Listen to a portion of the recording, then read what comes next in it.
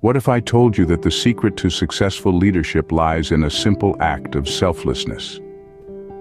Indeed, that's the primary proposition of SimonSinek's thought-provoking book, Leaders Eat Last. The title itself is a metaphor, a vivid image of a leader who puts the needs of their followers before their own, a leader who ensures that everyone else's hunger for success, recognition and security is satisfied before attending to their own. Sinek argues that the most effective and respected leaders are those who create a workplace where employees feel valued, protected, and cared for, much like a family. They foster an environment of trust, cooperation, and mutual respect, which Sinek refers to as the circle of safety. Imagine for a moment a circle. Within this circle, everyone feels safe and secure. They trust each other and work together towards a common goal. Outside the circle, however, lies uncertainty, competition, and potential threats. The leader's job, Sinek asserts, is to expand this circle of safety to encompass all team members, making them feel safe from internal and external threats. This concept is not just about physical safety, but extends to psychological and emotional safety as well. In such an environment, employees feel secure to take risks, to innovate, to admit mistakes and learn from them, all without fear of retribution or ridicule. This in turn leads to a more creative, resilient, and agile organization. But why should leaders eat last? It's simple. It's about demonstrating through actions, not just words, that you as a leader value your people more than your comfort or your status. It's about showing that you care about their well-being, their growth, and their success more than your own. It's about cultivating a culture of empathy, compassion, and mutual respect. In a world where many leaders prioritize profit over people, Leaders Eat Last presents a different, more human approach to leadership. It's a reminder that leadership is not about being in charge, but about taking care of those in our charge. It's about putting others first and understanding that this, ultimately, is what leads to true success and fulfillment. Imagine a workplace where fear does not exist, where employees feel secure and valued. This is what SimonSinek calls the circle of safety. The circle of safety is a concept that describes an environment where individuals feel secure enough to focus their energy on facing external challenges rather than protecting themselves from internal threats. It's like a protective bubble that shields the team from the detrimental effects of fear and anxiety. In this circle, employees aren't constantly looking over their shoulders, worried about office politics, or fearing their superiors. Instead, they are free to collaborate, innovate, and most importantly, trust one another. But how can leaders create this circle of safety? It starts with the leader's attitude. Leaders who prioritize the well-being of their team members over their personal interests cultivate an environment of safety and trust. They go beyond just providing a paycheck. They care about their team's personal and professional growth, their health, and their happiness. These leaders understand that their role is not to be served by their team, but to serve their team, to protect them, to encourage them. They understand that leadership is not about being in charge, but about taking care of those in their charge. When leaders create this circle of safety, they foster a culture where team members feel valued and secure. This security allows everyone to focus on their work without the distraction of fear, leading to increased productivity, creativity, and overall job satisfaction. But it's not just about feeling good. When employees feel safe, they are more likely to take risks and innovate, which can drive success for the entire organization. They are more likely to stay with the company, reducing turnover and the associated costs. They are more likely to put in the extra effort, knowing that their contributions are valued and that they are part of a supportive team. The circle of safety isn't just about making employees feel good. It's about creating a culture of trust and cooperation that drives success. Leadership isn't just about strategies and tactics. It's deeply rooted in our biology.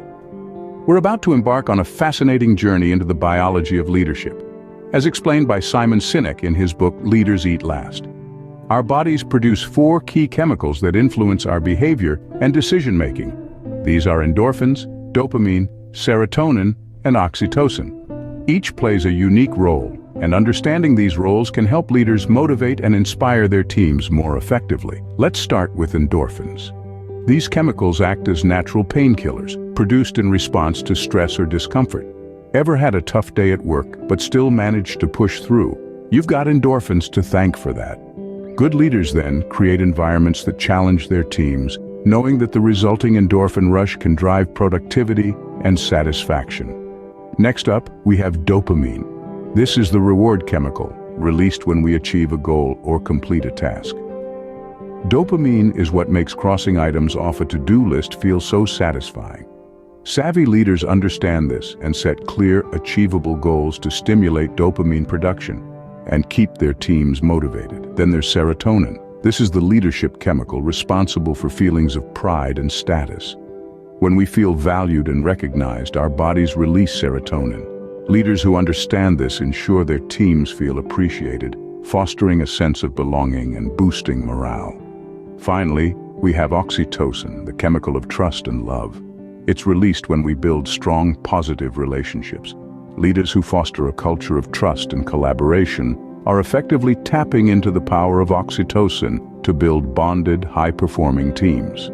In a nutshell, these four chemicals play a crucial role in shaping our behaviors, emotions, and decision-making processes.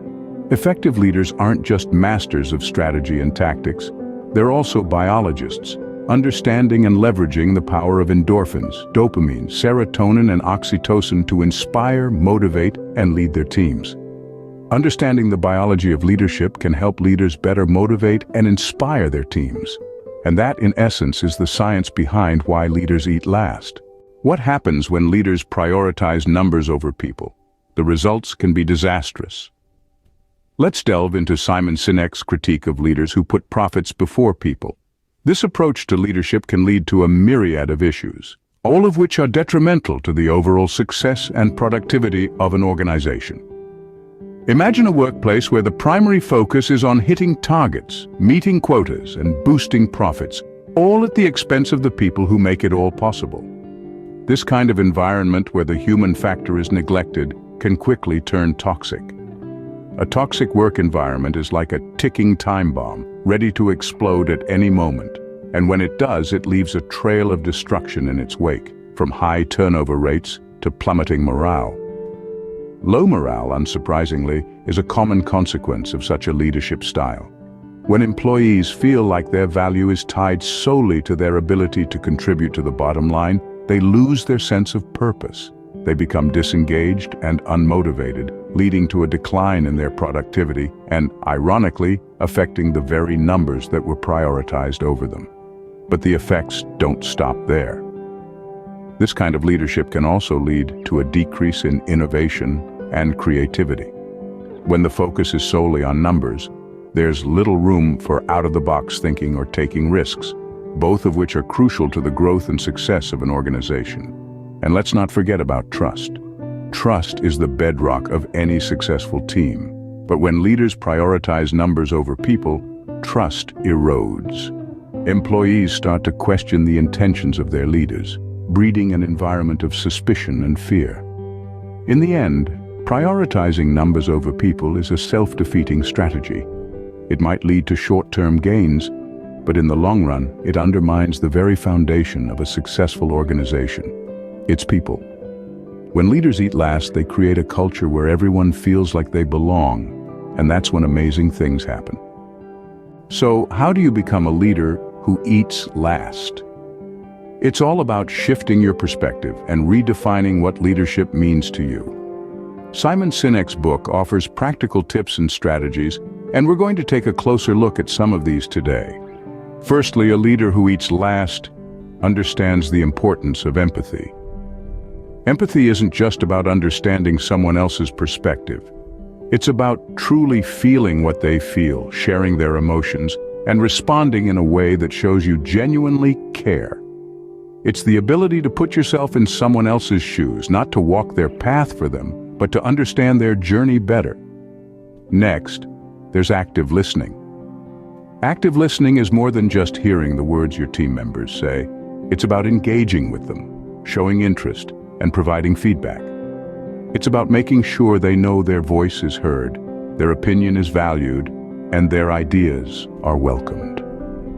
Genuine care for team members is also crucial. It's not just about caring for their professional growth, but also their personal well-being. It's about understanding that your team members are not just employees, but human beings with lives outside of work. They have dreams, challenges, and aspirations. As a leader, showing genuine care means supporting them in their journey, both professionally and personally. Lastly, remember that a leader who eats last is one who puts others first. This means prioritizing the needs of your team, even when it's inconvenient. It means making sacrifices for the sake of others. It means understanding that your role as a leader is not about exercising power, but about empowering others. So embrace empathy, practice active listening, show genuine care, and put others first. These are the hallmarks of a leader who eats last. Remember, leadership is not about being in charge. It's about taking care of those in your charge.